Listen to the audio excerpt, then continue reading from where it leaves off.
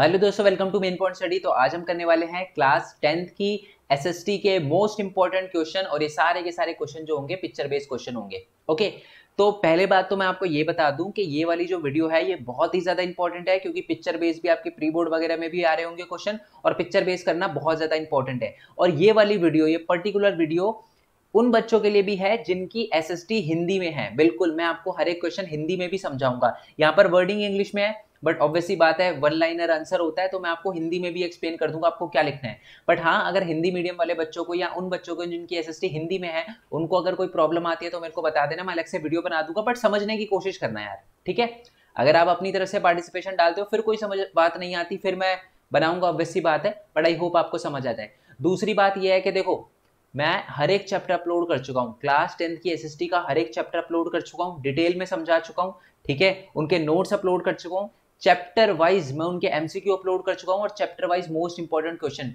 और वो most important question कोई ऐसे वैसे नहीं है, मैंने प्रीवियस ईयर क्वेश्चन सारे के सारे, यानी एक बार, दो बार, तीन बार, 2010 से लेकर अभी तक के जितने भी क्वेश्चन पेपर थे क्लास 10th की एसएसटी के, है ना, जो भी एग्जाम हुए थे, उन सबको लिया है, और चैप्टर वाइज इसमें जो क्वेश्चन अलग अलग करके वीडियोस बनाई है, तो वो बहुत ही ज्यादा इंपॉर्टेंट है। आप है ना हैरान हो जाओगे, बहुत सारे तो ऐसे क्वेश्चन है जो 2 बार, जो 3 बार, जो 4 बार, 5-5 बार रिपीट हुए हैं। तो वो सारे के सारी वीडियो का लिंक आपको नीचे डिस्क्रिप्शन में मिल जाएगा, ठीक है। अगर आपके पास टाइम है तो चैप्टर वाइज पहले क्लियर करना, और उसके बाद उसके एमसीक्यू और प्रीवियस ईयर क्वेश्चन करना। बट अगर आपके पास टाइम नहीं है, बिल्कुल 2-3 दिन पहले एग्जाम से वीडियो देख रहे हो, तो मैं आपको सिंपल बताता हूँ कि आप मोस्ट इंपॉर्टेंट क्वेश्चन करके चले जाओ, ठीक है। अगर कुछ भी नहीं करा है तो मोस्ट इंपॉर्टेंट क्वेश्चन करके चले जाओ। ऐसा कोई क्वेश्चन ही नहीं मिलेगा आपको एग्जाम में जो आपका ना करा हुआ हुआ, ठीक है। हर एक क्वेश्चन आपका करा हुआ होगा, ठीक है। चलो बिना टाइम वेस्ट करें, हम पिक्चर बेस्ड क्वेश्चन स्टार्ट कर देते हैं। तो सबसे पहले तो देखो, इस पिक्चर में क्या है कि ये है ना, एक पर्सन है, ये मैं आपको बता दूं, आर के लक्ष्मण है। आर के लक्ष्मण कौन है? एक बहुत बड़े पेंटर थे, पेंटर नहीं कार्टूनिस्ट थे। इन्होंने ना पॉलिटिक्स से रिलेटेड बहुत सारी पिक्चर बनाई थी, ये मैं आपको बता दूं, क्योंकि ज्यादातर जो आपकी बुक के अंदर पिक्चर है ना, वो इन्हीं से रिलेटेड आपको देखने के लिए मिलेगी। ओके, तो आप देखोगे कि इसमें ना ये न्यूज़पेपर पढ़ रहे हैं, और इसमें ये लिखा हुआ है कि जो नेशन है वो बहुत ही खराब कंडीशन में है, ठीक है। और ये पूछ रहे हैं where have all our leader gone at the time like this, यानी हमारे सारे के सारे लीडर्स, हमारी कंडीशन कंट्री की बिल्कुल पेरल कंडीशन होती है, बहुत ही सारा खराब कंडीशन होती है, तो ये बड़े बड़े लीडर कहाँ चले जाते हैं। तो इसमें पहली बात तो क्या दिखाया गया है, इसमें ये दिखाया गया है कि जो हमारे पॉलिटिकल लीडर हैं वो तभी एक्टिव होते हैं जब इलेक्शन होते हैं, और इलेक्शन के साथ वो नए मुद्दे लेकर आते हैं, ठीक है। आई होप ये बात आपको पता चल गई हो। और बेसिकली इलेक्शन के बाद है ना, वो अपनी रिस्पॉन्सिबिलिटी से भागते हैं और छुप जाते हैं, और तभी आते हैं सामने जब इलेक्शन होते हैं। तो देखो, क्वेश्चन भी यही है। पहला क्वेश्चन तो यही है कि what is shown in this given picture. तो इसमें दिखा रखा है कि फेमस कार्टूनिस्ट आर के लक्ष्मण जो है वो दिखा रहे हैं, जिन्होंने बिल्कुल न्यूज़पेपर पकड़ा हुआ है, जिसमें ये बताया गया है कि जो नेशन है हमारा, वो बिल्कुल पेरिल और फेसिंग लॉट ऑफ डिफिकल्टीज। और जो पॉलिटिशियन है उस टाइम दिखाई नहीं दे रहे, ठीक है। पॉलिटिशियन सिर्फ तभी दिखाई देते हैं, are only active when there was election. Election के टाइम ही हमें पॉलिटिशियन वगैरह, चुनाव के टाइम ही हमें पॉलिटिशियन वगैरह, मंत्री वगैरह दिखाई देते हैं, ठीक है। और अगर दूसरे केस की बात करें तो कोई भी पॉलिटिशियन जो है रिस्पॉन्सिबिलिटी नहीं लेना चाहता किसी भी प्रॉब्लम की, ठीक है, यानी वो कोई भी प्रॉब्लम का समाधान नहीं ढूंढना चाहता, ठीक है। और ये वाली पिक्चर है। अच्छा, एक और बात बता दूं यार, ये वाली पीडीएफ मैंने कहीं से ली है, एक बहुत बड़े सागर जग्गी करके हैं, उनकी मैंने पीडीएफ ली है। तो बहुत सारी इसमें चीज़ें आपको ऐसी भी मिलेगी जो आपके सर से बाउंसर जाएगी, ठीक है। मैं आपको वही बताऊंगा जो आपके लिए इंपॉर्टेंट है, ठीक है। इसमें क्या दिखा रखा है, ये पूछ रखा है कि इस पिक्चर में किस चीज़ को हाईलाइट किया गया है। तो इस पिक्चर में आपको सिर्फ इतना ही लिखना है कि इस चीज़ को हाईलाइट किया गया है कि जो जो पॉलिटिशियन होते हैं ना, वो क्या करते हैं, नए नए मुद्दों को इलेक्शन टाइम में लेकर आते हैं, और जब इलेक्शन खत्म हो जाते हैं तो वो बड़ी बड़ी रिस्पॉन्सिबिलिटी, जो भी रिस्पॉन्सिबिलिटी होती है उसको पूरा नहीं करते। वो सिर्फ रिलीजियस एंगल या कोई भी ऐसी प्रॉब्लम ढूंढने की कोशिश करते हैं जिनसे उनको वोट मिल जाए उस टाइम, ठीक है। आई होप ये बात आपको पता चल गई हो।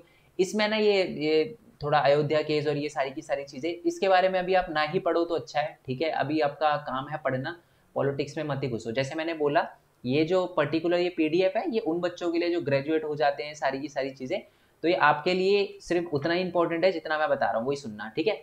नेक्स्ट आप ये पिक्चर देखोगे तो इसमें लिखा है कि 27% जो कैनेडियन है उनको लगता है कि जी लिबरल एक पार्टी है, ठीक है, लिबरल एक पार्टी है। तो 27% लोगों को लगता है कि लिबरल लोगों को पॉलिटिक्स में आना चाहिए, मतलब गवर्नमेंट बनानी चाहिए, पावर में होना चाहिए। 35% जो है उनको लगता है कंजर्वेटिव भी एक पार्टी है, उनको रहना चाहिए पावर में। और 98% कैनेडियन को ये लगता है कि सारे के सारे जो पॉलिटिशियन है उनको एक कार में लॉक करके नाइग्रा फॉल से घेर देना चाहिए। बेसिकली एक सार्कास्टिक वे में दिखाया गया, इसमें ये दिखाया गया कि कुछ लोग जो हैं, ये हाइपोथेटिकल सिचुएशन है, ये कोई बिल्कुल एज इट इज कोई डेटा नहीं है, ऐसा कोई डेटा नहीं किया गया था, ठीक है। इसमें भाई ये दिखाया गया है कि लिबरल, कुछ लोग कहते हैं कि लिबरल होने चाहिए, कुछ लोग कहते हैं कि जी कंजर्वेटिव बेटर है, बट सार्केस्टिक टोन में ये बोला गया है कि मेजोरिटी ऑफ लोग को, यानी जो मेजोरिटी सिटीजन है कनाडा के, उनको लगता है कि पॉलिटिशियन का कोई यूज नहीं है, ठीक है, उनको निकाल देना चाहिए। सेम इसको आप इंडिया के केस में भी देख सकते हो। अगर किसी पर्टिकुलर बंदे से पूछो कि हाँ भाई ऑप्शन दो कि कौन कौन सी पार्टी बेस्ट है, तो वो बोलेगा ये बेस्ट है, ये बेस्ट है, ये बेस्ट है। 10 बंदों को इकट्ठा करके पूछोगे और फिर ये पूछोगे कि पॉलिटिक्स होनी भी चाहिए नहीं होनी चाहिए, तो मैक्सिमम लोग बोलेंगे नहीं होनी चाहिए, पॉलिटिशियन नहीं होने चाहिए, हर पॉलिटिशियन खराब होता है, ऐसा लोग बोलेंगे, ठीक है। चलो नेक्स्ट वाली पिक्चर पे आते हैं। ये पिक्चर आपको दिख रही होगी, बहुत इंपॉर्टेंट पिक्चर है। मैं आपको बता दूं ये एक टाइम पे इटली के प्राइम मिनिस्टर थे, ठीक है, इनका नाम है बर्लुस्कोनी, ठीक है, और ये बहुत ही रिच थे, इनके पास ही अपना कुछ फुटबॉल का वो भी था इनका, ठीक है, और ज्यादातर मीडिया हाउस भी इनके थे। तो बात क्या हुई, जब ये प्राइम मिनिस्टर बने ना, तो इन्होंने मीडिया को, यानी जो प्रेस वगैरह होती है ना, जो न्यूज चैनल होते हैं, उनको पपेट बना दिया बिल्कुल। अब ये देखो पपेट दिख रहे हैं ना, तारे होती है पपेट की, तो वो बना दिया, और जो जो वो बोलते थे वही जो है वो मीडिया वगैरह छापती थी, ठीक है। तो देखो यही क्वेश्चन पहला पूछा गया, पहला क्वेश्चन यही पूछा गया है कि इस कंट्री का नाम बताओ, ठीक है, और इस लीडर का नाम बताओ। लीडर का नाम है जी बर्लुस्कोनी, और ये जो है प्राइम मिनिस्टर ऑफ इटली थे, और ये किस पार्टी से थे, ये पार्टी से थे जी फोर्जा इटालिया, जो एक पार्टी थी जो 1993 में फाउंड हुई थी। और मैं आपको बता दूं, ये अगर इनकी बात करें तो उनकी जो कंपनी थी, उन्होंने बहुत सारे टीवी चैनल ओन करते थे, जैसे मैंने आपको बताया, फुटबॉल क्लब था इनका, बैंक थे इनके खुद के। तो इस पिक्चर में ये दिखाया गया है कि the cartoon was made during the last election and portraying how is using the media as a puppet to serve his vested interest, यानी उनके फायदे के लिए कैसे उसने मीडिया को मैनिपुलेट करा और वही दिखाने की कोशिश करी जिससे उनको वोट मिले, ठीक है। ये बेसिकली इनके फुटबॉल क्लब का नाम लिखा हुआ है, एसी मिलान, तो ये आप देख सकते हो। आई होप ये बात आपको क्लियर हो गई हो, ठीक है। इसमें बेसिकली इटली के प्राइम मिनिस्टर को दिखाया गया। ये पिक्चर क्या है, तो पहले तो मैं आपको बता दूं, ये अमेरिका की पिक्चर है, देखो लिखा हुआ भी दिख रहा है अमेरिका कॉर्पोरेट। तो इस पिग को कॉर्पोरेट की तरह दिखाया गया। कॉर्पोरेट का मतलब क्या होता है, बड़े बड़े बिजनेसमैन, व्यापारी की तरह दिखाया गया। मेरी बात सुनना। और ये हाथी क्या, आप देखोगे हाथी हर जगह दिख रहे हैं आपको। ये हाथी क्या है, ये ना रिपब्लिकन पार्टी का सिंबल होता है, जैसे कि कांग्रेस का सिंबल होता है, बीजेपी का सिंबल होता है, आम आदमी पार्टी का सिंबल होता है, ठीक है, और भी हजारों पार्टी है इंडिया के अंदर, तो अलग अलग सबके सिंबल होते हैं ना, वैसे ये रिपब्लिकन पार्टी का सिंबल है। तो ये पता है पिक्चर में ये क्या दिखाया गया है कि अब देखो सब में कुछ ना कुछ लिखा है। ये लिखा है हाउस, जैसे यहाँ पर भी लोकसभा राज्यसभा होता है ना, वहां पर भी हाउस होते हैं। यहाँ लिखा है सेनेट, सेनेट का मतलब भी एक तरह से आप कह सकते हो पार्लियामेंट वगैरह ही होता है। यहाँ लिखा है प्रेसिडेंसी, यहाँ लिखा कोर्ट, यूएस कोर्ट, यहाँ लिखा है जी ये बेसिकली फेडेक्स होता है, ठीक है। और ये दूसरी कंट्री के जो आप कह सकते हो कि मीडिया वगैरह आप कह सकते हो, इसे देख रहे हो कैमरा की तरफ फोकस है। तो उसमें बेसिकली ये दिखाया गया है कि जो भी पॉलिटिशियन थे, ये रिपब्लिकन पार्टी के उस टाइम लीडर जॉर्ज बुश थे। तो ये दिखाया गया है, मैं सारे क्वेश्चन भी बताऊंगा आपको, डोंट वरी, मैं बस आपको अभी समझा रहा हूँ, फिर क्वेश्चन की तरफ भी चलेंगे, ठीक है। इसमें यूनाइटेड स्टेट ऑफ अमेरिका दिखा रखा है, और इसमें ये दिखा रखा है कि जब रिपब्लिकन पार्टी जीती थी ना, तो वो पूरी की पूरी कॉर्पोरेट के किसमें थी, कॉर्पोरेट के भरोसे चल रही थी, यानी कॉर्पोरेट जो बोलता था वही वो करती थी, ठीक है। जो कॉर्पोरेट बिल्कुल कोड को अपनी जेब में डाल रखा था उन्होंने, प्रेसिडेंसी को, हाउस को, सेनेट को, यानी सारे के सारे उसी के जेब में थे। वो जो बोलते थे ना, जो कॉर्पोरेट ऑफिस बोलते थे, जो बड़े बड़े बिजनेसमैन बोलते थे, वही होता था। ये दिखाया गया इसमें, ठीक है जी। आई होप ये बात आपको पता चल गई हो। ये उसका झंडा है, देखो डॉलर लगा हुआ है ना, इसका मतलब एक तरह से कॉर्पोरेट वगैरह को दिखाया गया। कंट्री कौन सी है, यूनाइटेड स्टेट्स ऑफ अमेरिका। ये वाला क्वेश्चन आ सकता है, अच्छा क्वेश्चन है वाला। और ये है कि what does the cartoon represent, तो कार्टून क्या दिखाता है, तो इसमें ये दिखाया गया है कि जॉर्ज बुश जो है वो रिपब्लिकन पार्टी के जब लीडर थे यूएसए के अंदर, ठीक है, वो जब प्रेसिडेंट वगैरह थे यूनाइटेड स्टेट्स ऑफ अमेरिका के, और उनकी पार्टी का सिंबल आपको पता है एलिफेंट है, मैंने बता ही दिया। और इस कार्टून में ये दिखाया गया है कि जो कॉर्पोरेट अमेरिका थे ना, बड़े बड़े बिजनेसमैन थे, वही सारे के सारे मेजर इंस्टीट्यूशन को क्या कर रहे थे, कंट्रोल कर रहे थे। चाहे वो आपका मीडिया हो, चाहे स्टेट मीडिया हो, चाहे अगर हम बात करें हाउस की बात करें, प्रेसिडेंसी की बात करें, जॉर्ज बुश भी कॉर्पोरेट वगैरह की सुनता था, कोर्ट तक की बात करें। तो इसमें यह दिखाया गया कि बड़े बड़े इंस्टीट्यूशन जो है वो कौन, कॉर्पोरेट ही क्या करते थे, कंट्रोल करते थे।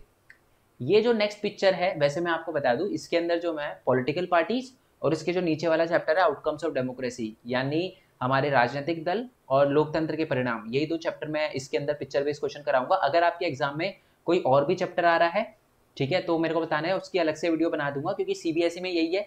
बट अगर आपका कोई और है, ठीक है, आपका कोई स्टेट बोर्ड है और आपको लगता है कि सर ये वाले भी, इस चैप्टर के भी बता दो, क्योंकि देखो सिविक्स में ही है सारी की सारी पिक्चर बेस्ड क्वेश्चन, ठीक है। तो अगर आपको ऐसा लगे तो मेरे को बता देना नीचे कमेंट बॉक्स में, बना दूंगा, मेरे को कोई दिक्कत नहीं है। अच्छे नंबर आने चाहिए बस आपके, ठीक है, वो सब करने के लिए तैयार हूँ मैं, जो मेरे को करना है।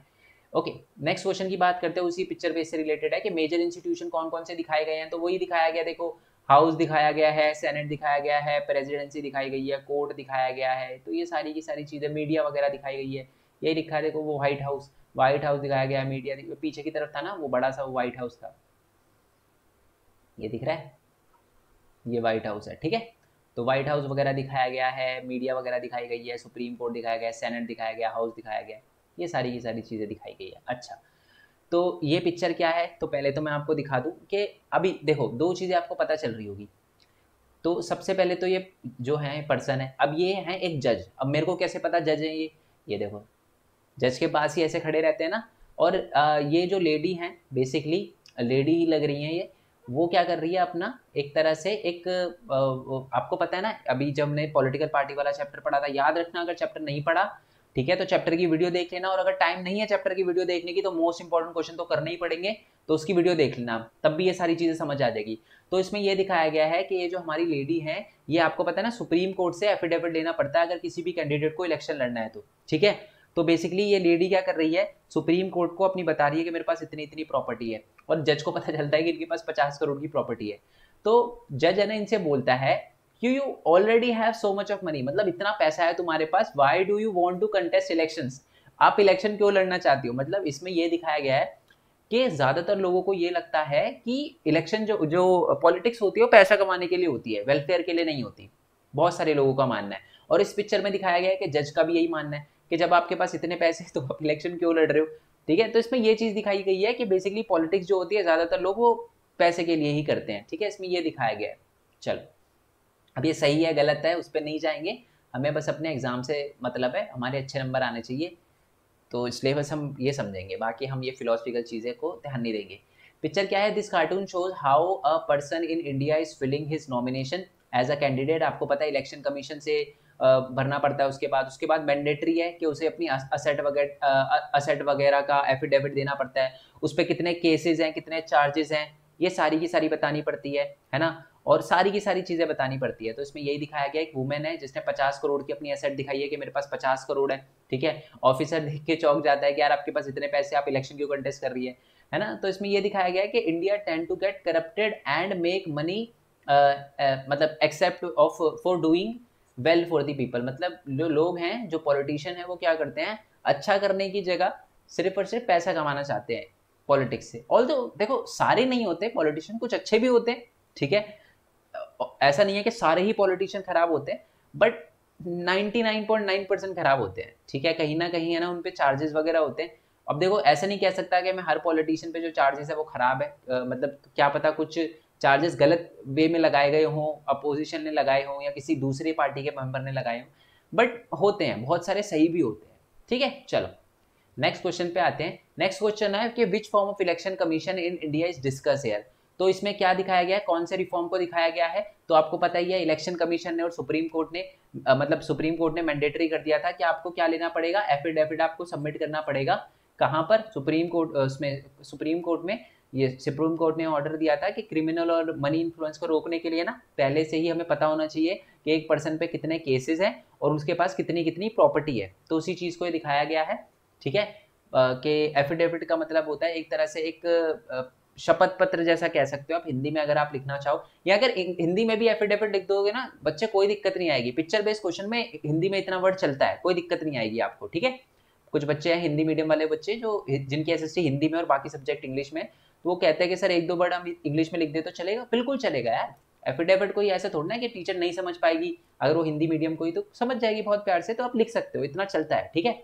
बट आप पूरा पूरा इंग्लिश में लिखकर आ जाओ तो ये नहीं है, तो टीचर को लगेगा कि यार पूरा इंग्लिश में ही कर देते हैं फिर, है ना, तो ये नहीं करना आपको। अगर आपका एसएसटी इंग्लिश में तो पूरा इंग्लिश में करो, हिंदी में पूरा हिंदी में करो, 2-3 वर्ड चल जाते हैं, तो इसमें यही दिखाया गया है, ओके।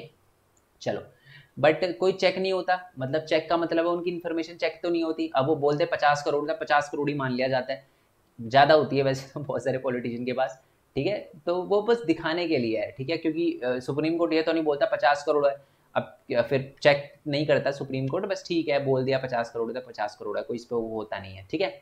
इसमें आप देखोगे अटेंशन, अटेंशन बोल कौन रहा है, ये बोल रहे हैं, ये कौन है, इलेक्शन कमिश्नर। इलेक्शन कमिश्नर कौन होते हैं, इलेक्शन करवाने के लिए जो इलेक्शन कमीशन कराती है, और इलेक्शन कमीशन के जो लीडर होते हैं उनको इलेक्शन कमिश्नर बोला जाता है, जिनको प्रेसिडेंट नियुक्त करते हैं। ये बात आपको याद रखने की जरूरत नहीं है, बस मैं आपको बता रहा हूँ कि इलेक्शन कमीशन को अपॉइंट कौन करते हैं, प्रेसिडेंट करते हैं। उनके हाथ में आप देखो क्या लिखा है, इलेक्शन कोड, इनके पास लिस्ट है, ठीक है, कि क्या इलेक्शन कोड का मतलब क्या होता है। इलेक्शन कोड का मतलब क्या होता है, वो सारी की सारी चीजें इसमें लिखी हुई होती है जो हर एक पॉलिटिकल पार्टी को, हर एक कैंडिडेट को माननी पड़ती है ड्यूरिंग इलेक्शन। क्या, ड्यूरिंग इलेक्शन। और कौन बताता है ये बताते हैं हमारे इलेक्शन कमिश्नर या इलेक्शन कमीशन, ठीक है। और ये बिल्कुल हर एक, चाहे वो जीती हुई पार्टी हो, जैसे कि मान लो अभी दिल्ली के अंदर इलेक्शन होते हैं, ठीक है, दिल्ली के अंदर मान लो अगर इलेक्शन होते हैं ना, तो जो भी दिल्ली के अंदर करंट गवर्नमेंट होगी उसको भी इलेक्शन कमीशन जो है वो बता सकता है कि आपको क्या करना है क्या नहीं करना, ठीक है। और मैं आपको बता दूं, ऐसे केस भी हो जाते हैं। इसी बात पे एक बात आपको बता देता हूँ, इंदिरा गांधी जी पे भी केस चला था, क्योंकि बोला जाता है कि उन्होंने क्या किया था, इलेक्शन के टाइम में खुद के पैसे लगाने पड़ते हैं, पार्टी के पैसे लगाने पड़ते हैं, बट आप गवर्नमेंट के रिसोर्सेज को यूज नहीं कर सकते। तो इंदिरा गांधी पे बोला गया था कि उन्होंने क्या किया था कि जो क्या कहते हैं उसको, गवर्नमेंट की जो पुलिस वगैरह होती है या गवर्नमेंट की जो कार्स वगैरह होती है उन सब का यूज किया था, ठीक है। चलो, आई होप ये बात आपको पता चल गई हो। नेक्स्ट पिक्चर की बात कर, ये पिक्चर है, उसके क्वेश्चन देख लेते हैं। What kind of political reform has been discussed here. तो इसमें ये दिखाया गया है कि जो इलेक्शन कमीशन है वो कोड ऑफ कंडक्ट बनाती है। कोड ऑफ कंडक्ट यानी रूल्स और रेगुलेशन, आप रूल्स और रेगुलेशन लिख सकते हो, ठीक है। इसको हिंदी में कहते हैं आचार संहिता। क्या कहते हैं, आचार संहिता। तो आचार संहिता जो है इलेक्शन कमीशन लगाती है, which need to be strictly followed before and during the election. Election से पहले और इलेक्शन के टाइम में उनको ये कोड ऑफ कंडक्ट को सबको मानना पड़ता है, आचार संहिता को सबको मानना पड़ता है। और मैं आपको बता दूं, आचार संहिता के टाइम में ना आप क्या नहीं कर सकते, आप हेट स्पीच नहीं दे सकते, है ना, आप रिलीजियस प्लेस का यूज नहीं कर सकते, रिलीजियस स्पीचेस नहीं दे सकते, ठीक है। और आप कोई नया मैनिफेस्टो नहीं ला सकते। जैसे कि मान लो इलेक्शन, बिल्कुल इलेक्शन से 2 दिन पहले मैंने बोला कि अगर आप मेरे को वोट दोगे ना तो मैं आप सबको 1-1 लाख रुपए दूंगा, ठीक है। इलेक्शन से बिल्कुल 2 दिन पहले बोला, ये नहीं कर सकते आप, ये नहीं कर सकते। ये क्यों नहीं कर सकते, देखो अब जैसे मैंने इलेक्शन से 2 दिन पहले बोला, अब है ना देखो, मैं आपको बता दूं, जब है ना कोड ऑफ कंडक्ट निकालता है ना, जब कोड ऑफ कंडक्ट निकालता है हमारा इलेक्शन कमीशन, तो उस टाइम में ना आप कैंपेनिंग वगैरह भी नहीं कर सकते। इलेक्शन कमीशन ना ये बोलता है कि आप इलेक्शन से 10-20 दिन पहले कैंपेनिंग वगैरह भी नहीं कर सकते, भाषण वगैरह नहीं दे सकते। तो उस टाइम कोई पूछने वाला भी नहीं होगा कि जी 1-1 लाख रुपए कैसे दोगे। तो इसलिए इलेक्शन कमीशन ने बोला कि बिल्कुल इलेक्शन से पहले आप कोई भी घोषणा वगैरह नहीं कर सकते। मैनिफेस्टो आप निकालना है तो पहले निकालो, यानी पहले ही बता दो क्या क्या करोगे आप, वो ज़्यादा अच्छा रहेगा, ठीक है। तो इसमें यही दिखाया गया है। इलेक्शन कमीशन जो है कोड ऑफ कंडक्ट निकालती है, जिसमें गाइडलाइन वगैरह होती है, इलेक्शन कमीशन जो इशू करती है, हर कैंडिडेट को, पॉलिटिकल पार्टी को माननी पड़ती है, जिसमें स्पीच, ठीक है, पोलिंग डे पर क्या करना है आपको, क्या नहीं करना, पोलिंग बूथ पे क्या होगा क्या नहीं होगा, पोर्टफोलियो, इलेक्शन का मैनिफेस्टेशन प्रोसेस वगैरह, ये सारी की सारी चीज़ें जो होती है वो इलेक्शन कमीशन इसमें बताती है। और साथ ही में ये इलेक्शन कमीशन ये भी देखती है कि जो भी पावर में सेंटर में गवर्नमेंट है, स्टेट में गवर्नमेंट है, वो भी अपनी पावर का मिसयूज ना करे। जैसे मैंने बोला कि इंदिरा गांधी जी पे भी केस वगैरह हुआ था, ठीक है।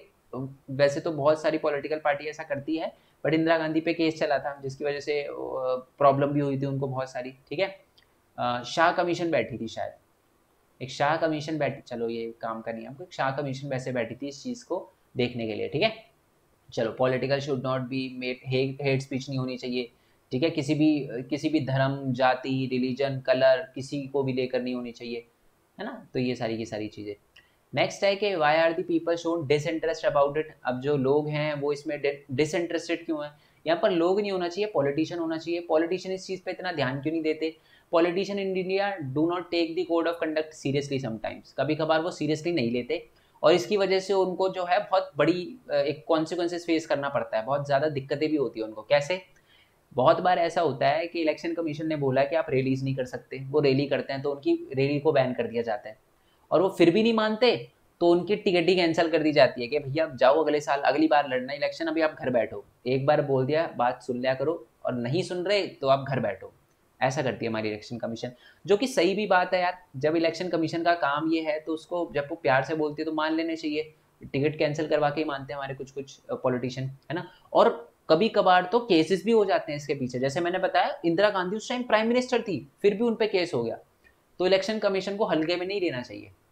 नेक्स्ट आ जाते हैं जी आउटकम्स ऑफ डेमोक्रेसी, लोकतंत्र के परिणाम।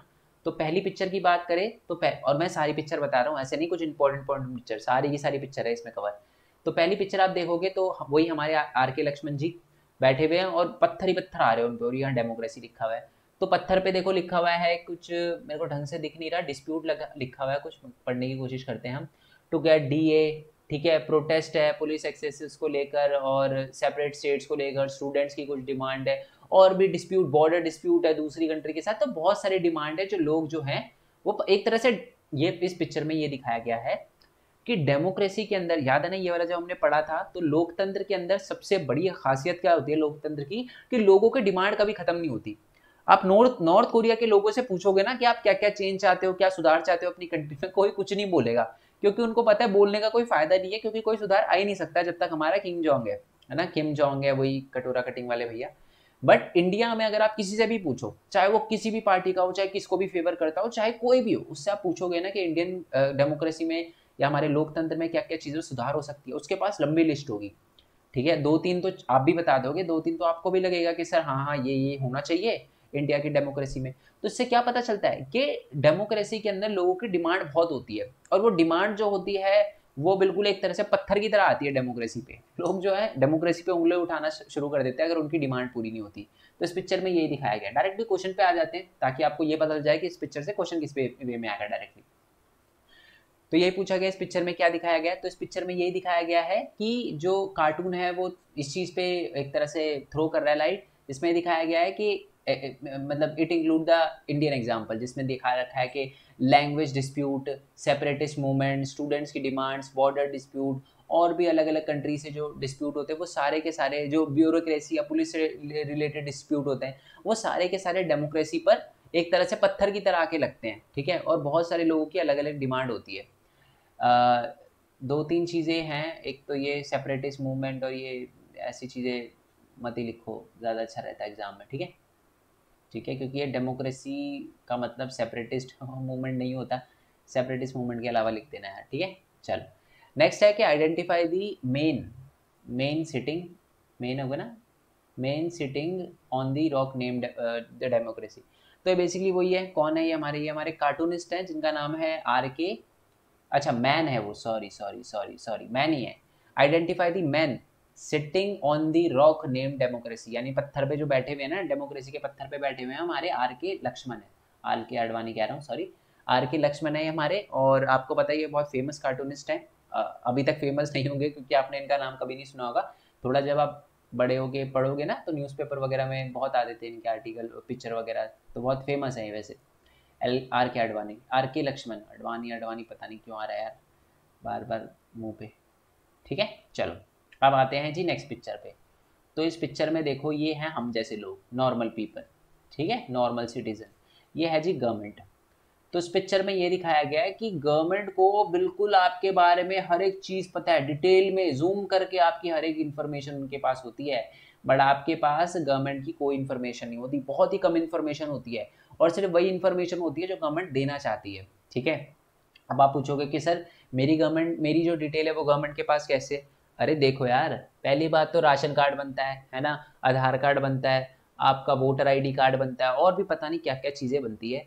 ठीक है, स्कूल आईडी, तो हर एक छोटी से छोटी डिटेल जो होती है वो गवर्नमेंट के पास है आपकी, हर एक छोटी से छोटी डिटेल।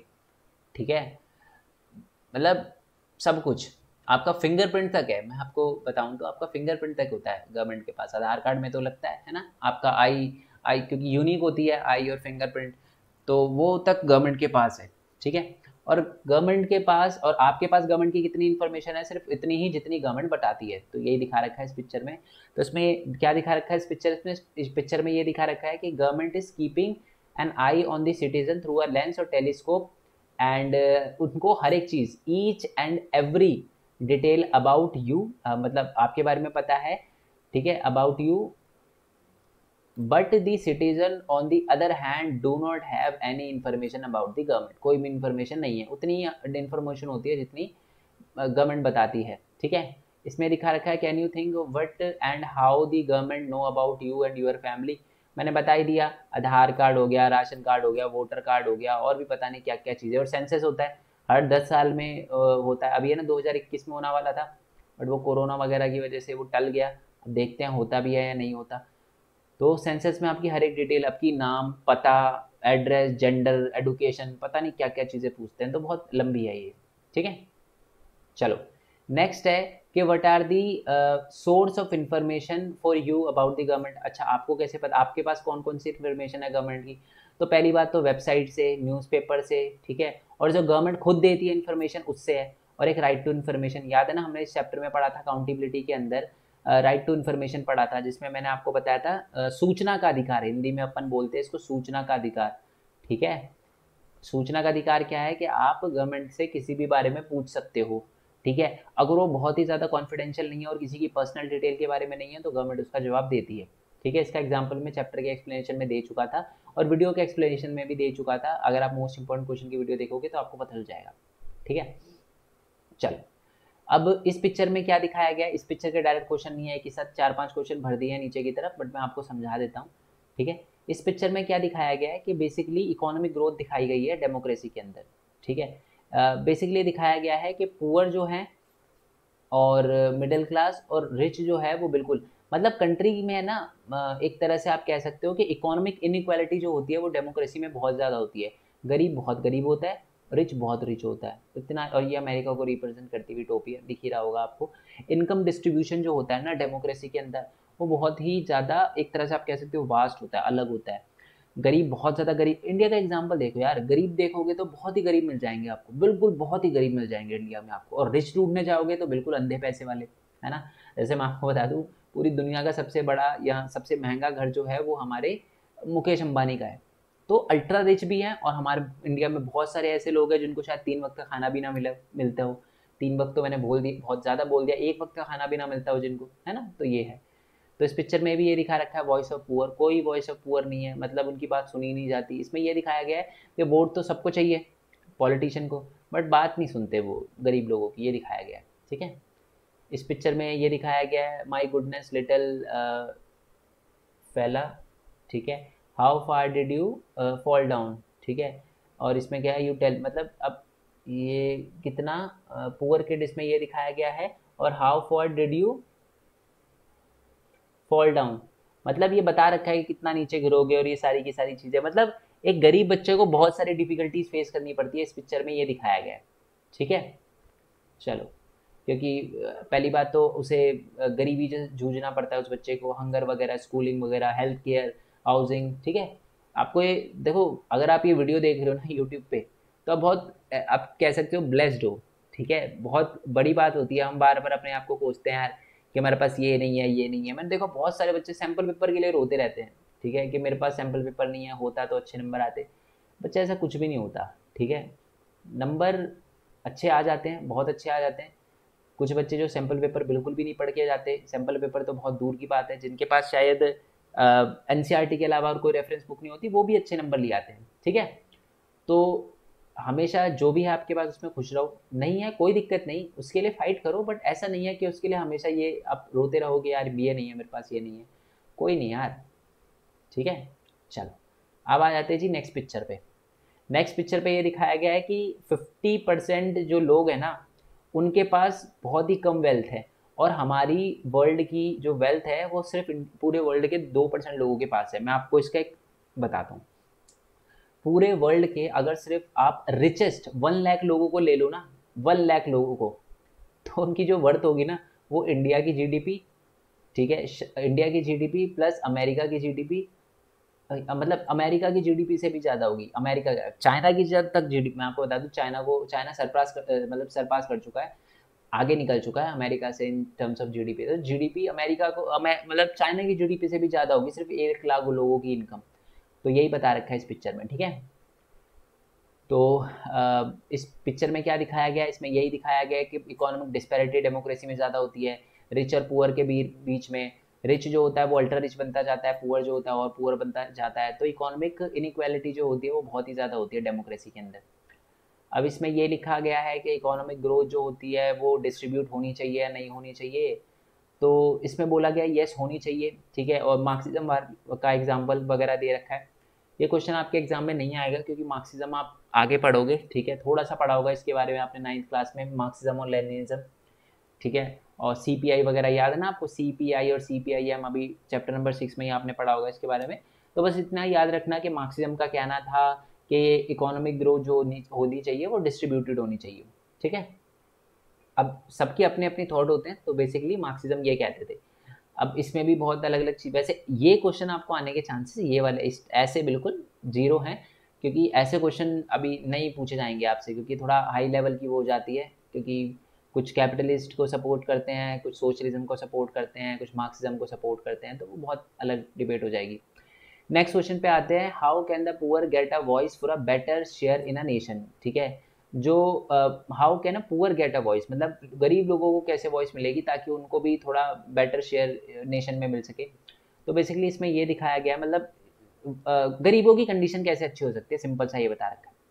तो इसमें ये बताया गया है कि गरीबों की जो कंडीशन है वो तभी सुधर सकती है, the poor will get the better share in the democratic nation when they will given proper representation, जब उनको रिप्रेजेंटेशन मिले, यानी उनकी बात सुने, उनकी बात को पूरा करे, उनकी डिमांड को पूरा करे और उनको डिसीजन मेकिंग में पार्टिसिपेट करवाए। गरीबों को मतलब मौका ही नहीं मिलता, उनके बारे में कोई बात ही नहीं करता, उनकी बात ही नहीं सुनता, उनको डिसीजन मेकिंग में पार्टिसिपेशन ही नहीं दिया जाता। तो ये सारी की सारी बातें बता रखी है, ठीक है। ऑल दो अभी देखा है आने मतलब इस टाइम अब देखें, अब धीरे धीरे धीरे धीरे गरीब लोगों की भी वॉइस वगैरह सुनी जा रही है। मैं इस पर्टिकुलर टाइम की बात नहीं कर रहा, मैं पूरी, क्योंकि देखो अब थोड़ा इंटरनेट का ज़माना आ चुका है, ठीक है। और अब बहुत सारी चीज़ें ऐसी हैं जैसे कि करप्शन हो गया, अगर आपको करता है वीडियो लेकर लोग फ़ोन खड़े हो जाते हैं, हाँ जी अब बताओ कितने पैसे चाहिए उस लीडर को, या जो भी करप्ट पॉलिटिशियन होता है या जो भी करप्ट ब्यूरोक्रेट होता है उनसे बोला जाता है। तो ये अच्छी बात है, अब लोगों को भी पता चल रहा है यार कि उनका राइट क्या क्या है ना, सोशल मीडिया वगैरह की वजह से। तो एक बहुत अच्छी बात है। नेक्स्ट क्वेश्चन की बात करते हैं कि but can a poor country do to receive a greater share in the world's economy, मतलब एक गरीब कंट्री क्या क्या कर सकती है। तो सिंपल सीधी बात है, मैं आपको बता दूं बहुत सारी ऐसी गरीब कंट्री है। पहले तो गरीब कंट्री साथ में आ सकती है, ठीक है, साथ में आके वो फाइट करे। किस चीज़ के लिए फाइट करे, मैं आपको बता दूं बहुत सारी रिच कंट्री है ना, आज भी गरीब गरीब कंट्रियों के जो शेयर्स होते हैं ना, या शेयर कहूँ मैं, रिसोर्सेज होते हैं उनको यूज़ करते हैं। इसका मैं एग्जांपल दूंगा तो आप थोड़ा कंफ्यूज आओगे, बट ये याद रखो कि आज भी बहुत सारी ऐसी कंट्री है जिनका फ़ायदा अमेरिका उठाती है, जो कि एक वेल्थी कंट्री है। तो इसमें यही बता रखा है कि गरीब कंट्री को उनके रिसोर्सेज का कंट्रोल दे देना चाहिए और जो रिच कंट्री है उनको इंटरफेयर नहीं करना चाहिए, ये बोला गया है इसमें, ठीक है। चलो, और बाकी ये सारे के साथ ये एक है, बाकी और भी चीज़ें वगैरह बता रखी है इसमें, चाहो तो रीड कर सकते हो, ठीक है। बट वो इतना इंपॉर्टेंट नहीं है, एक ही पॉइंट आएगा, इतना बड़ा क्वेश्चन नहीं आएगा, ठीक है। चलो, अब आ जाते हैं इस पिक्चर पे। पहले तो मैं बता देता हूँ यार ये रोज़ा पार्क्स है कौन, ठीक है। जहाँ तक मेरे को पता है एक मॉन्टगोमरी बस बॉयकॉट हुआ था एक, ठीक है, पुरानी बात है बहुत। इसमें क्या हुआ था कि ये ब्लैक लेडी है, ठीक है, ब्लैक अमेरिकन, एक गोरा आता है, गोरा मतलब वाइट वाइट अमेरिकन आता है और वो बोलता है कि हे लेडी दैट्स माय सीट, आप यहाँ से उठो। ये मना कर देती है और यहीं से होता है स्टार्ट मॉन्टगो मरी का एक बॉयकॉट। वो एक बस का बॉयकॉट होता है, कोई भी वहाँ पर खड़े होने से मना कर देता है। तो इसमें ये मतलब बैठने से मना कर देता है। तो इसमें ये दिखा रखा है कि वुमेन्स को भी धीरे धीरे उनके राइट्स के बारे में पता चल रहा है और ये बहुत बड़ा मूवमेंट चला था उस टाइम में, ठीक है। ऑल तो आप देख सकते हो कि वहाँ पर मतलब बस की मतलब सीट को लेकर ये सारी की सारी चीज़ें चली। अब देखो वो भी अलग बात है, अब इसको कलर का इशू बनाना चाहिए नहीं बनाना चाहिए, है ना। अब जैसे कि मान लो मैं जाऊँ मेट्रो में या कहीं जाऊँ, देखो इस चीज़ से कोरिलेट नहीं कर रहा, मैं बस बता रहा हूँ, क्या पता उसने और भी लेडी को कुछ गलत बोला हो। बट अगर मैं जाता हूँ, जैसे कि मैं अगर देखता हूँ कि कोई आ रहा है जिनको शायद मेरे से ज़्यादा ज़रूरत है उस सीट की, तो मैं खड़ा हो जाऊँगा। इसमें बॉयकॉट वगैरह तो नहीं होना चाहिए, बट हाँ, बट मेरे को लगता नहीं है कि इस आदमी को ज़रूरत थी, क्योंकि उसने बोला था कि आपको यहाँ से उठ जाना चाहिए। तो क्या पता उसने कुछ रेसिस्ट कमेंट पास किया हो जो कि गलत था, ठीक है। तो इसके बारे में ज़्यादा डिटेल मेरे पास नहीं है, ठीक है। और मैं अभी हमारा लेना देना भी नहीं है, ये चैप्टर को ख़त्म करना हमारा मेन मोटिव है, एग्जाम में नंबर लाना अच्छे, वो ज़्यादा मेन मोटिव है। तो ये तो उसके बाद है ना बहुत सारे लोगों ने बॉयकॉट किया और फिर फीमेल की एक तरह से बात सुनी गई, ठीक है। तो ये सारी के सारा हुआ, तो मतलब धीरे धीरे वुमेन्स को भी उनके राइट के बारे में पता चल रहा है। पहले क्या होता था यार कि नहीं सुनी जाती थी उनकी बात, ठीक है, बट धीरे धीरे उनको पता चला कि यार हमारे पास भी राइट है, हमारे पास भी इक्वलिटी है, हमें भी इक्वल ट्रीट किया जाना चाहिए। ये सारी की सारी चीज़ें इसमें बता रखी है। और देखो इसमें लिखा है believe in the efficacy of a vote place above the calculus unity, those who say their vote makes a change. तो ये अच्छी बात है। 60% लोगों को, नेपाल में ज़्यादातर लोगों को लगता है कि जी वोट जो है वो बहुत इंपॉर्टेंट है। पाकिस्तान में 50% लोगों को लगता है। बेस्ट कंट्री है, मतलब जब भी मेरे को कोई ऐसा एग्जांपल देना होता है ना तो पाकिस्तान ही याद आता है, ठीक है। व्हेन आई से पाकिस्तान, मतलब Pakistan whole, not the citizen. Normal citizen से अपने को क्या लेना देना है ना। तो ये बता रहा था मैं आपको 50%, क्योंकि देखो हमारे लोग ज़्यादातर, देखो 67% इसलिए ही है क्योंकि बहुत सारे लोग तो वोट ही देने नहीं जाते। तो अगर आपके घर में भी कोई ऐसा है तो उसे बोलो कम से कम वोट तो देने जाए।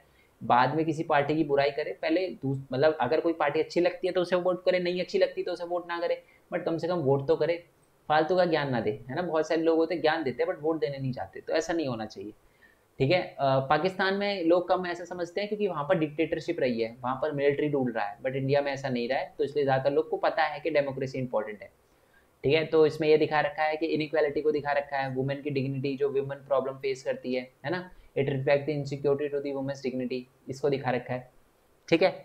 तो और उसके बाद ये ग्राफ किस चीज़ को रिप्रेजेंट करता है, तो मैंने आपको बताया कि इंडिया या जितने भी साउथ एशियन कंट्री है ना, Asian country, south Asian country है, बहुत सारी डेमोक्रेसी को लेकर उनकी डिमांड है, बट फिर भी बहुत सारे लोग डेमोक्रेसी को ही पसंद करते हैं और उनको पता है कि वोट कितना ज़्यादा इंपॉर्टेंट है।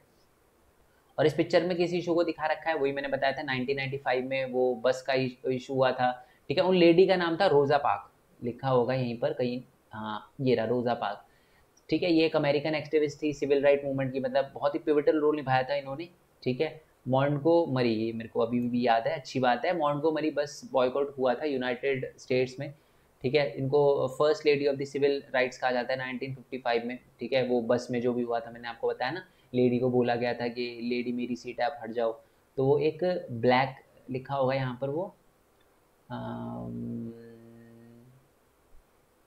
नहीं लिखा हुआ, अमेरिकन एक्टिविस्ट थी वो, और बोला जाता है वो ब्लैक थी, ठीक है।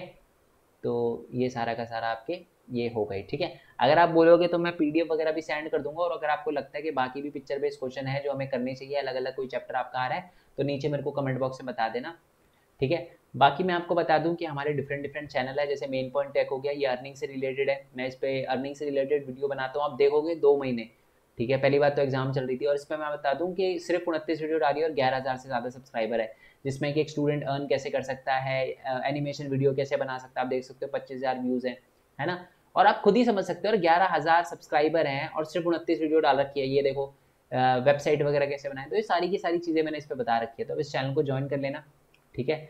और अभी वीडियो मत देखना कहीं आप इसी में लीन हो जाओ, पहले अपना एग्जाम वगैरह दे दो। बाकी मेरा मेन पॉइंट गेमिंग का चैनल है, इसमें बहुत कम वीडियो, देखो 4 महीने 2 महीने 8 महीने ऐसे वीडियो डालता हूँ, बट ज्वाइन कर सकते हो इस चैनल को। बाकी ये मेरा ब्लॉगिंग चैनल है, ठीक है, तो आप इसको भी सब्सक्राइब वगैरह कर सकते हो, ठीक है, मन करे तो।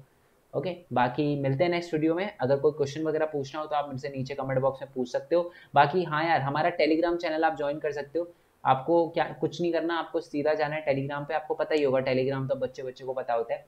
आपको टेलीग्राम ज्वाइन करना है। टेलीग्राम पहले ऐप है, मैं बता देता हूँ, टेलीग्राम एक ऐप है, तो आपको टेलीग्राम जो है गूगल स्टोर पे लिखना है, प्ले स्टोर पे लिखना है, तो आप टेलीग्राम ऐप डाउनलोड कर लेना, व्हाट्सएप की तरह ही होता है। और टेलीग्राम पे सर्च करना मेन पॉइंट स्टडी 10, आप टेलीग्राम के मेन पॉइंट स्टडी के चैनल पे आ जाओगे। 10,000 से ज़्यादा बच्चे वहाँ पर एडिड है। कितने? 10,000 से ज़्यादा बच्चे। आप भी ज्वाइन हो जाना, जो भी इंपॉर्टेंट अपडेट होता है मैं यहीं पर देता हूँ, ठीक है। बाकी मिलते हैं नेक्स्ट वीडियो में, कुछ पूछना हो तो बता देना। मोस्ट इंपॉर्टेंट क्वेश्चन हर चैप्टर के करना मत भूलना, सबका लिंक आपको नीचे डिस्क्रिप्शन में मिल जाएगा, नहीं तो आप प्लेलिस्ट में जाओगे ना तो ये देखो हिंदी मीडियम वालों के लिए मोस्ट इंपॉर्टेंट क्वेश्चन, ओके, और इंग्लिश मीडियम वालों के लिए ऊपर ऊपर दे रखे हैं मोस्ट इंपॉर्टेंट क्वेश्चन, तो ये करना मत भूलना आप, ठीक है। चलो मिलते हैं नेक्स्ट वीडियो में, तब तक के लिए थैंक यू सो मच। जय हिंद, जय भारत, वंदे मातरम। Thanks for your support, bye bye.